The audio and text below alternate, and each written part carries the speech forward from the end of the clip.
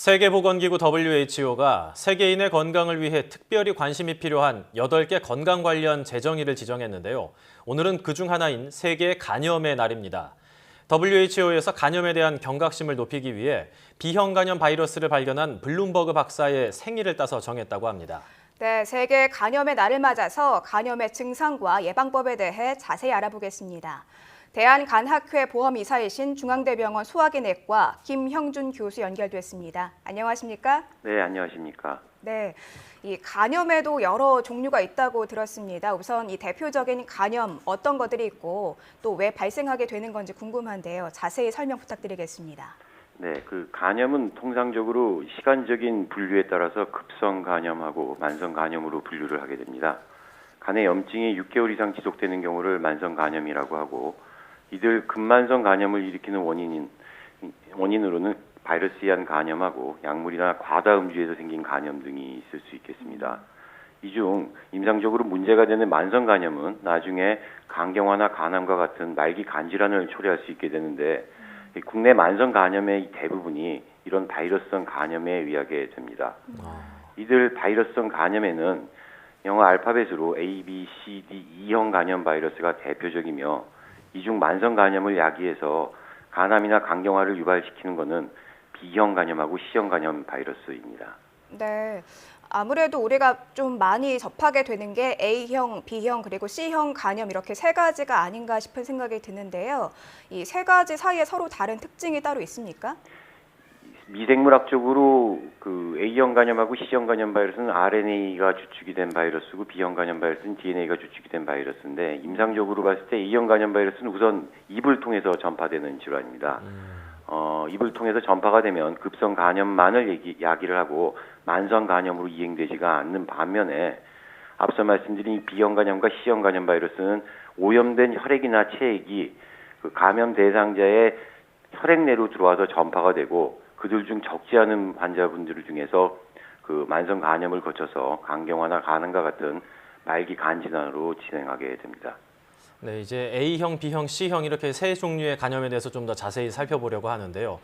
A형 간염은 치료제가 없다라고 들었는데 이게 사실인지요? 또 이게 언제 감염되고 어떻게 치료하는지도 같이 말씀을 해주시죠. A형 간염은 지금부터 약 10년 전쯤에 몇 년 동안 국내에서 발생률이 폭발적으로 증가한 적이 있었습니다.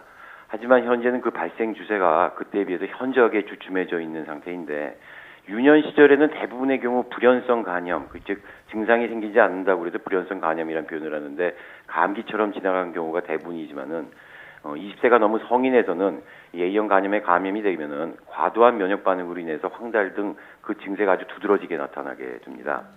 이 감염의 전파 경로가 수인성 간염으로 오염된 음식이나 감염된 사람하고 밀접한 접촉으로 인해서 입으로 전파가 되고, 대부분의 경우 치료제 없이 충분한 안정과 휴식을 통해서 저절로 치료가 됩니다.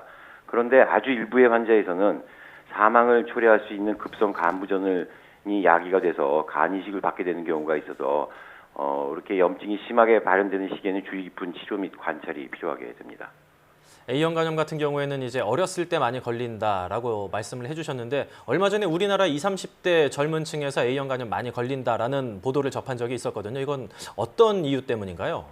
A형 간염은 이 장티푸스나 콜레라처럼 입으로 옮기는 수인성 전염병입니다. 과거 위생 환경이 좋지 못한 시절에는 대부분 어려서 감염이 일어나서, 이 어려서 감염은 또 일어나게 되면 대부분 불연성 감염으로 발현돼서 증상이 없습니다.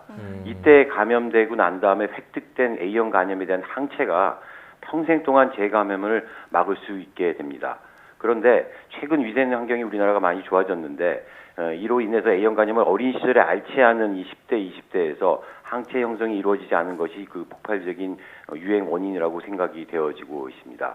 즉, 이 40, 50대에는 이미 옛날에 90% 이상에서 어린 시절 감염으로 인해 생긴 항체가 형성돼서 간염이 발생되고 있지 않지만은 20, 30대에는 유년 시절의 위생 환경이 과거에 비해서 현저하게 좋아졌기 때문에 항체 형성이 되지 않아서 A형 간염 발생이 많이 일어난 것으로 추정을 하고 있습니다. 네, 이 B형 간염도 한번 짚어봐야 될 것 같은데요. 이 미리미리 백신을 접종하시는 분들도 많이 계신데, 한 번 맞아서도 괜찮은 겁니까?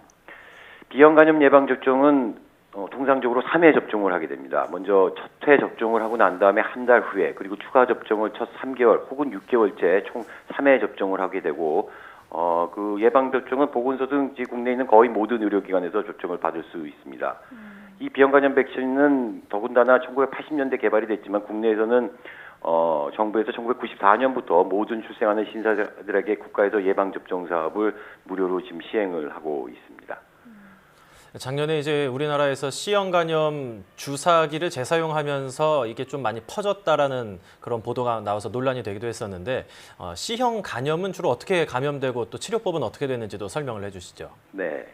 C형 간염 역시 B형 간염하고 마찬가지로 그 C형 간염 바이러스에 오염된 체액, 즉 혈액이나 기타 침, 타액 등의 입으로 들어오는 게 아니라 전파 대상자의 그 혈액으로 들어오는 경우 감염이 일어납니다.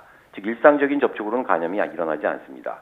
이 C형 간염은 과거 그 존재가 규명되기 전까지는 주로 감염자의 혈액이 일반 헌혈을 통해서 수혈자에게 전파돼서 수혈 후 감염이라는 표현도 했었습니다.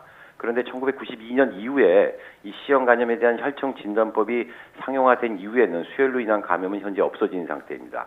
하지만 그 이후에 그럼 발생된 감염의 전파 경로로는 정맥 주사 약물 남용자, 즉 소위 주사 마약을 하는 경우 오염된 주사 바늘을 공유하거나 그리고 무허가 의료업자에게서 침을 맞거나 부항 등을 뜨는 경우, 그리고 면도기나 칫솔과 같이 피가 날 수 있는 생활 도구를 감염자하고 공유하는 경우, 그리고 소독되지 않은 기구를 사용해서 문신이나 피어싱 등을 통해서 전파되는 경우가 현재 문제가 되고 있습니다. 앞서 말씀드렸다시피 이 가벼운 키스나 식사 등을 포함한 일상적인 접촉으로는 전염이 일어나지 않습니다. 네. 그리고 치료법으로는 불과 1년 전까지만 하더라도 이 C형 간염의 표준 치료는 인터페론이라는 주사제제를 기반으로 한 치료였습니다. 이 인터페론은 주사제라는 문제점하고 약제가 많은 부작용을 일으킬 수 있습니다. 그리고 그 치료 효과가 60 내지 70%에 불과했는데 국내에서는 작년부터 인터페론을 전혀 사용하지 않고 전부 먹는 약, 즉 경구용 약들만 이루어진 치료가 별다른 부작용 없이 그 치료 효과도 95% 내외에서 얻을 수 있게 되었습니다. 네, 뭐 일상적으로는 전파가 잘 안 되고 또 치료 효과도 높다라고 설명해 주시니까 조금 안심이 되긴 하는데요. 이 A, B, C 세 가지 유형의 간염 중에서 뭐 제일 위험한 것을 꼽자면 어떤 것을 들 수 있을까요? 역시 만성 간염 단계를 거쳐서 간경화나 간암과 같은 말기간 질환을 초래할 수 있는 B형 간염하고 C형 간염이 위험한 간염이라고 말씀드릴 수 있겠습니다. 네. 또한 2012년도에 국가암 등록 간암 등록 사업 결과를 보면 국내 간암의 74%가 B형 간염에 의해서 일어나고 약 7%가 C형 간염 바이러스에 의한 것으로 나타났습니다. 실제 한 연구에 의하면 B형 간염의 경우는 일반인에 비교해서 상대적으로 11배, C형 간염의 경우는 약 30배 정도 간암의 위험도가 높은 것으로 알려져 있습니다. 간염이 이제 체액으로도 감염될 수 있다라고 말씀을 해주셨는데 우리나라 이제 식문화를 보면은 술잔을 돌리거나 아니면 국이나 찌개를 같이 먹는 모습들 때문에 이런 과정을 통해서 간염에 걸릴 수 있다라는 얘기도 있지 않습니까? 이게 가능한 일인가요? 우선 이 술잔이나 찌개 등을 같이 먹으면 전파된다는 것은 가장 과거에 많이 알려진 잘못된 정보입니다. 이 술잔 돌리기나 국이나 찌개 등을 같이 먹는다 그런 것 얘기였는데 이는 전파 경로가 앞서 말씀드렸다시피 A형 간염과 같이 입으로 전파되는 간염에서만 가능할 수 있는 얘기지만 혈액이나 체액으로 상대방의 혈액 속으로 전파되는 B형 간염과 C형 간염은 이런 습관으로는 절대로 전파가 되지 않습니다. 그렇다면 이 간염을 좀 스스로 한번 점검해 볼 수 있는 자가 진단법 같은 게 따로 있을까요? 먼저 이게 사실 간은 침묵의 장기라서 특별한 증세가 없는 게 문제이기도 합니다. 네. 그래도 그 중에서 수일간, 며칠간 지속되는 아주 피로감이 극심하다든지, 건태감을 보인다든지, 그리고 또 역시 며칠간 계속돼서 간이 있는 우상복부가 답답하거나 거기에 통증을 느끼는 경우, 그리고 갑작스럽게 배가 부풀어 오르는 복부 팽만이 있는데 특히 배꼽이 돌출되는 경우, 이는 이제 복수를 의미하게 됩니다. 그리고 거울에서 눈자위가 노랗게 되는 황달 증상하고 그로 인해서 피부가 가려운 증상이 생기거나 역시 황달 증상 중에 하나인데 대변이 흰색으로 변하고 소변이 진한 갈색으로 보이는 경우가 있겠습니다.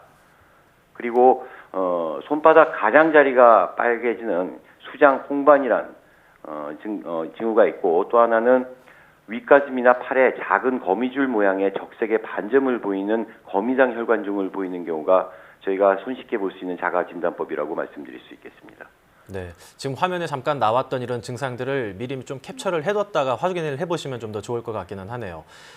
간염 앞서서 이제 말씀을 드리기는 했는데 이런 간염에 걸리지 않기 위해서 또는 감염에 걸리기 쉬운 그런 잘못된 생활 습관 같은 거 있으면 간단하게 좀 소개를 해주시죠. A형 간염에 항체가 없는 경우는 우선 백신 접종을 해야 됩니다. 이 또한 이 주된 전파 경로가 오염된 물이나 음식물을 통한 경구 감염이기 때문에 무엇보다도 위생적인 섭생이 중요합니다. 그리고 외출 시에 집에 돌아오시면 다른 바이러스 감염의 전파 예방과 마찬가지로 손을 씻는 것을 절대로 게을리하지 말아야겠습니다. 두 번째, 이 B형 간염의 예방을 위해서는 우리나라 대부분이 다 10세 미만의 수직 감염인데 이 감염된 산모에서 태어나는 아기는 감염의 가능성이 매우 높기 때문에 출산 후 면역 글로불린 주사와 더불어서 백신 접종을 반드시 받아야 됩니다. 이는 지금 현재 국가에서 무상으로 해주고 있습니다. 성인의 경우에는 우리나라는 아직도 그래도 B형 간염의 보율이 3.5%로 높은 국가이기 때문에 항체가 없으면 백신 접종을 반드시 해야 합니다. 그리고 일상생활에서는 이 B형, C형 간염은 감염 환자의 그 혈액 노출로 인해서 전파가 되니까 오염된 주사바늘 같이 날카로운 물질에 노출되지 않도록 조심하고 칫솔이나 치실, 면도기나 손톱깎이 등 혈액이 노출될 수 있는 생활기구를 감염자하고 공유하면 안 되겠습니다. 네. 그리고 눈썹 문신과 같은 문신이나 침수를 포함한 침습적인 시술을 할 경우에는 적절히 소독된 재료나 도구를 사용해야 되고 일부에서 성관계를 통해서 B형, C형 간염이 전파될 수 있으니까 필요시에는 콘돔과 같은 차단 방법을 고려해야만 합니다. 네, 교수님 말씀 여기까지 듣도록 하겠습니다. 네, 세계 간염의 날을 맞아서 간염에 대해 지금까지 중앙대병원 소화기내과 김형준 교수와 함께 이야기 나눴습니다. 오늘 말씀 감사합니다. 감사합니다.